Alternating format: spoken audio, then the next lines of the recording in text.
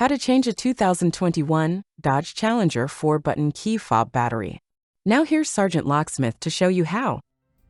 Alright, let's go ahead and change the battery out here on our 4-button Dodge Challenger remote. With that being said, for this task you'll need a flat tip screwdriver, and if you've got any keyring or any lanyard attached right here, you will need to remove that. With that being said, let's get started. Go ahead and flip your remote over. You've got emergency key release right here. If you got a fingernail, use that. Pull back, pull emergency blade, set that to the side. Now look down in the remote housing. Emergency blade came out here. You got this indentation. This is where we're going to take your flat tip with the firm grip. Hold the remote and do not pry. Rotate the flat tip. If you want to pop the housing, you notice it opened up. Stop right there, put it down, and then pull the back off. The reason I say that is your circuit board right here.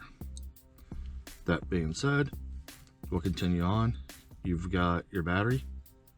So your hold down, come 180 across, use a flat tip, and pop it under there, and it'll come out.